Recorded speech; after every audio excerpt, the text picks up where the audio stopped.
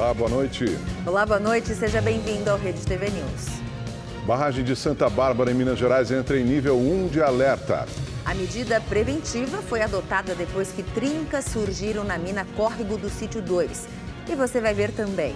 Aqui no Brasil, Círio de Nazaré reúne fiéis na Romaria Fluvial em Belém do Pará. Essas e outras notícias você vê aqui no Rede TV News.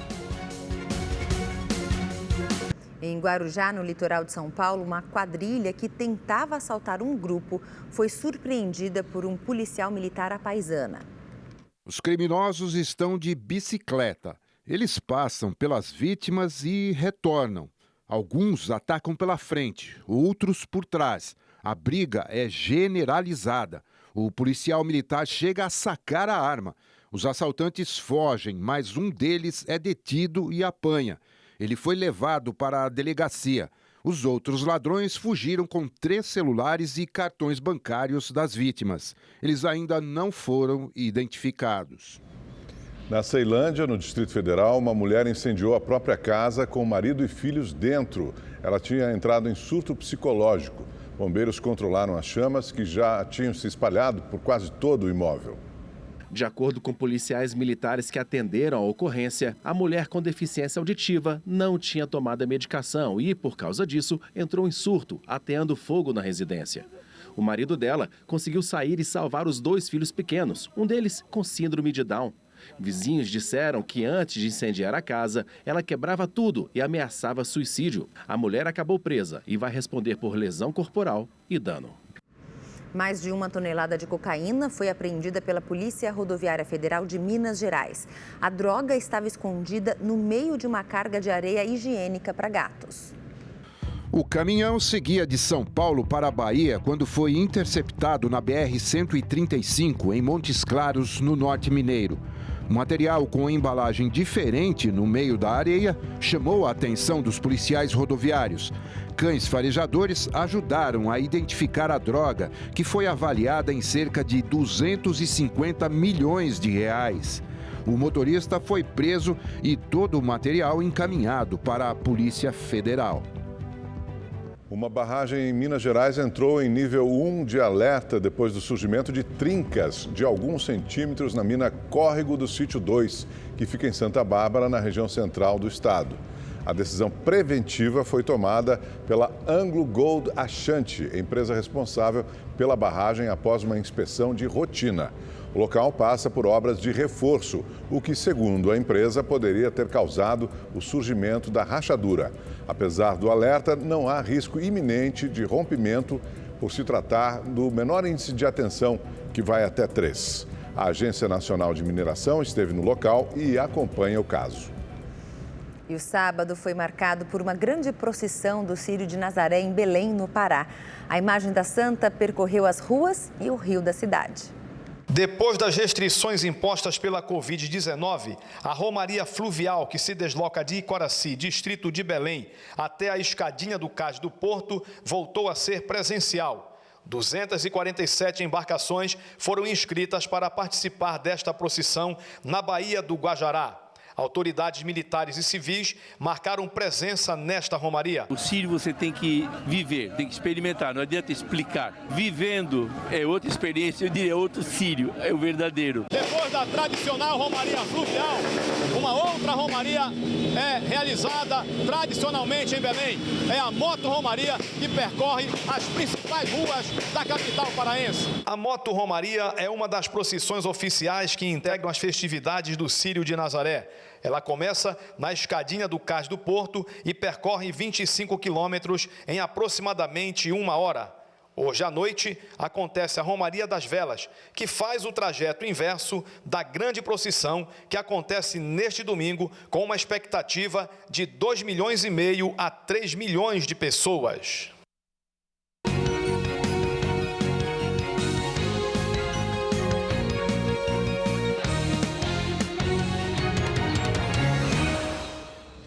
O dia dos candidatos à presidência, o candidato Luiz Inácio Lula da Silva se encontrou com servidores públicos e apoiadores. Lula chegou cedo ao Sindicato dos Servidores Públicos Federais da Justiça do Trabalho da 15ª Região de Campinas, no interior de São Paulo, onde atendeu a imprensa. Em entrevista coletiva, falou sobre temas como educação, infraestrutura, habitação, investimento internacional e fake news. Depois seguiu para o Largo do Pará, ponto que deu origem à tradicional caminhada com apoiadores. O candidato petista seguiu de caminhonete ao lado do vice da chapa, Geraldo Alckmin, e do candidato ao governo de São Paulo pelo PT, Fernando Haddad. Depois, Lula discursou para apoiadores em um trio elétrico, onde falou que a educação será priorizada caso ele seja eleito, e citou a volta do Ministério da Cultura, além da criação do Ministério dos Povos Originários a favor dos indígenas. Já o presidente Jair Bolsonaro esteve em Belém, capital do Pará, onde participou da procissão do Círio de Nazaré. O presidente e candidato à reeleição pelo PL, Jair Bolsonaro, chegou cedo à capital do Pará e foi direto para a Romaria Fluvial, atividade da celebração do Círio de Nazaré, uma das maiores comemorações católicas brasileiras. Bolsonaro visitou a embarcação que carregava a imagem de Nossa Senhora de Nazaré. Ele foi abençoado e abraçado. Depois, o presidente foi ao encontro de apoiadores. Passeou de lancha e jet ski. E no caminho, cumprimentou mais apoiadores que o seguiam. Bolsonaro retornou para a capital federal no fim da tarde. Agora à noite, a previsão é de que o chefe do executivo visite os cantores Henrique e Juliano. A dupla estará no estádio Mané Garrincha para gravar um novo DVD. O governador de Mato Grosso do Sul, Reinaldo Azambuja, do PSDB, declarou apoio ao candidato à reeleição Jair Bolsonaro. O anúncio foi feito nesta manhã por meio de redes sociais. Azambuja afirmou que o presidente é amigo dele e que juntos os dois transformaram o estado. E olha só, a partir de amanhã, os rótulos dos alimentos vão mudar em todo o país. As novas regras foram estabelecidas pela Anvisa para deixar as informações mais claras ao consumidor. Dona Sônia sabe da importância de se alimentar de forma saudável, mas na hora de escolher qual produto comprar, tem dificuldade para ler as informações do rótulo. Porque as letras são muito pequenininhas, mas além de ser muito pequenas, as letras são muito claras. As letras, na verdade, tem que ser maior, esse quadrado aqui tem que ser maior, as letras. As informações mais claras. Isso, mais claras. Mas isso vai mudar. A Anvisa determinou que as embalagens de alimentos fabricados a partir do próximo domingo terão que seguir novas regras. A tabela nutricional vai para a parte da frente do rótulo e, obrigatoriamente, será branca com letras pretas. Ela também vai receber uma nova coluna com o valor nutricional para uma porção padronizada de 100 gramas ou 100 ml. Com essa mudança na rotulagem, já fica um pouco mais prático. Fica uma leitura mais fácil, né? A pessoa já bate o olho e já vê. Então, fica muito mais tranquilo de fazer esse consumo e, mais para frente, as pessoas vão estar um pouco mais conscientes do que estão consumindo mesmo. Para facilitar a identificação de produtos com maior teor de gordura, açúcar e sódio, a Anvisa estabeleceu que rótulos e embalagens venham com um alerta ao consumidor. Será um desenho em forma de lupa. Principalmente pessoas com hipertensão, por conta desse aviso de alto teor de sódio. Pessoas diabéticas também, por conta do aviso de alto teor de açúcar adicionado. E pessoas que têm que tomar um cuidado com o consumo excessivo de gordura, até para a gente conseguir reduzir também as pessoas com alto índice de colesterol, né, que tem aumentado cada vez mais. A falta de dinheiro impede que muitos casais que não conseguem ter filhos de forma natural tenham acesso a tratamentos em clínicas especializadas. Uma inseminação artificial, por exemplo, custa mais de R$3.000. Pois é, muita gente que não consegue pagar acaba resolvendo ali apelar para procedimentos caseiros. E olha, isso pode ser muito perigoso. Foram 3 tentativas até que veio a boa notícia. A Tatiane estava grávida e o sonho dela e da Thaisa veio ao mundo em abril deste ano.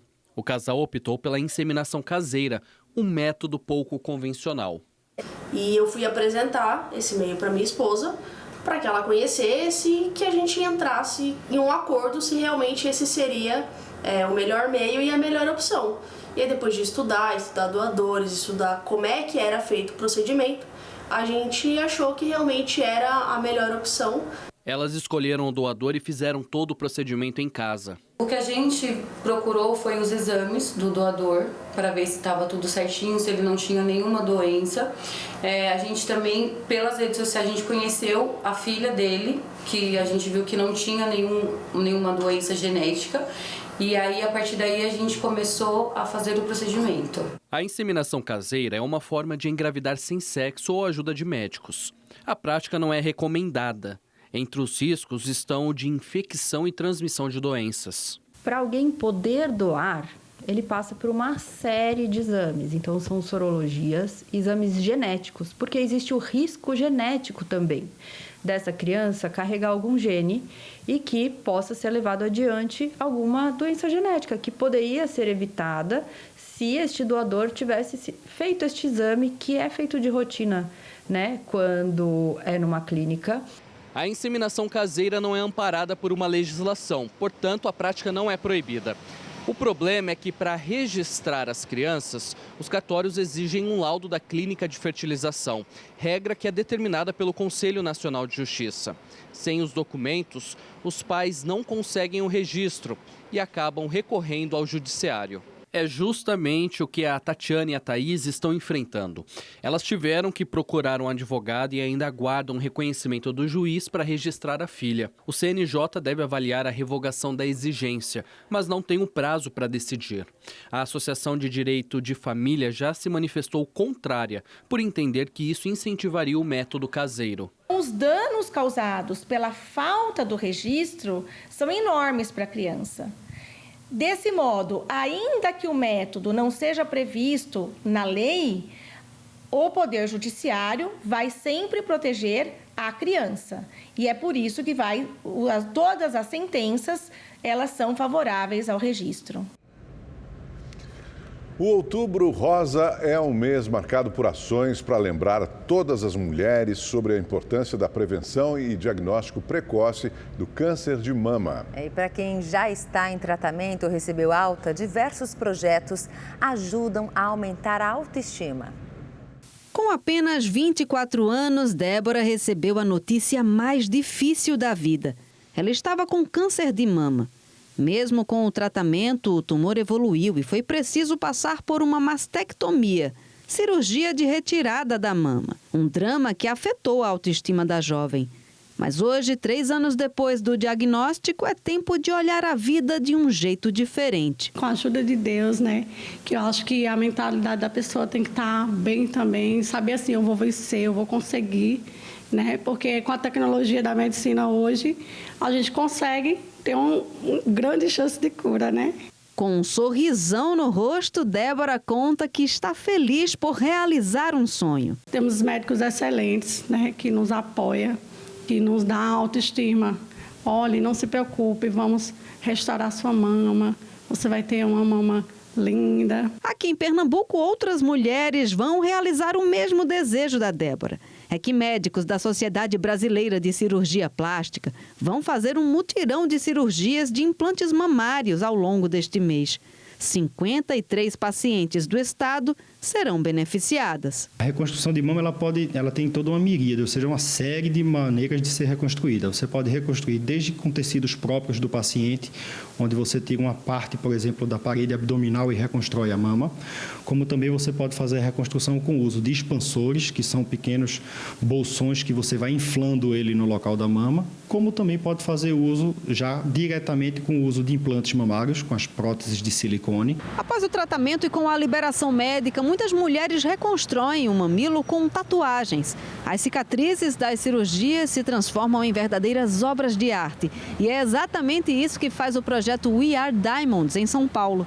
Veja na reportagem de Estela Freitas. Carla Mendes é a criadora do projeto. Em parceria com ONGs e instituições sociais, a ação beneficia pacientes com a doação de tatuagens. Neste projeto, eu escolho pessoas que necessitam aí de ressignificar suas vidas, né, que tiveram aí problemas com câncer de mama, cirurgias mal sucedidas, uma série de violência doméstica, uma série de outras ocasiões podem participar do projeto. É um processo delicado que demanda tempo. Antes de mais nada, Carla ouve as mulheres e suas histórias, estuda cada detalhe e cria um desenho exclusivo conforme as características e curvas dessas cicatrizes. Precisa de técnica e experiência. Além disso, a tatuagem é feita somente com autorização do médico da paciente. Andréia fez a tatuagem no ano passado. Ela teve câncer de mama em 2012 e precisou passar por mastectomia, cirurgia que consiste na retirada de toda a mama. Depois da reconstrução e da tatuagem, a autoestima foi lá para cima. Você está ressignificando algo que mexeu com você tão profundamente e que se tornou tão bonito depois, tão lindo depois, que incentiva as mulheres a ter um novo rumo, um novo projeto, uma nova opção, né? Então, tudo isso, assim, fez eu crescer muito. Desde 2017, o projeto We Are Diamonds já beneficiou mais de 170 mulheres no Brasil e em países como Estados Unidos, Austrália, Irlanda e Portugal. Agora, com foco no Outubro Rosa, ela busca atender brasileiras carentes com cicatrizes da retirada da mama. Já vamos conseguir atender aí 4 mulheres, né, num dia, e é justamente por causa do Outubro Rosa. Então, a gente está selecionando pessoas que passaram por câncer de mama, que tiveram retirada da mama, para poder estar reconstruindo. Hora do quadro Deu Like com Felipe Giardini.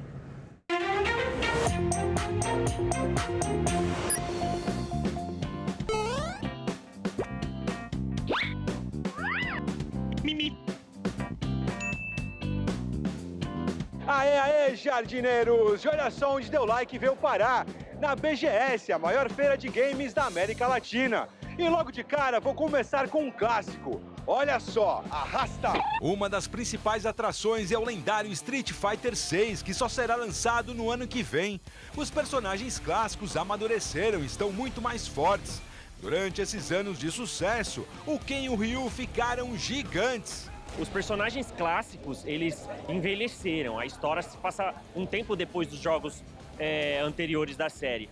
Então, eles têm a sua base mantida. O Ryu continua soltando Hadouken, Shoryuken, né? Só que todos eles têm novos movimentos, novos recursos à disposição dos jogadores. E olha só quem eu encontrei na feira, a Chun-Li, a primeira mulher a desafiar os brutamontes do Street Fighter. É claro, chamei para uma lutinha.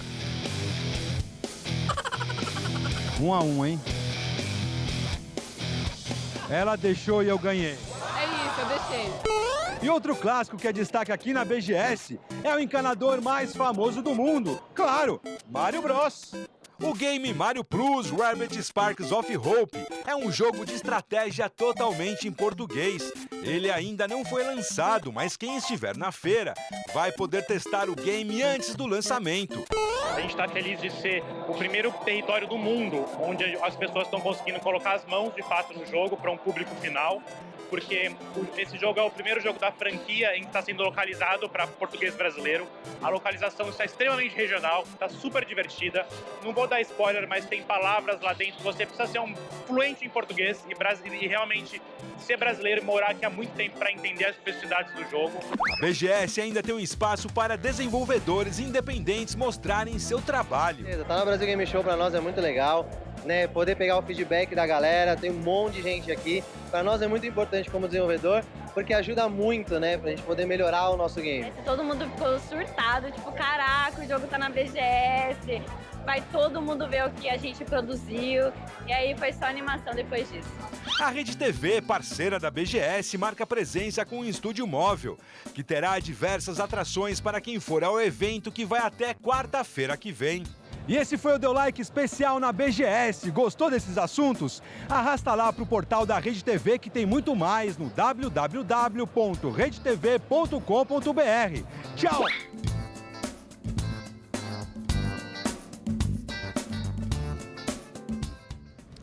E uma última notícia, o adolescente Júlio César, de 15 anos, baleado por um colega de classe em uma escola de Sobral, no interior do Ceará, morreu hoje, depois de passar 3 dias internado em estado grave.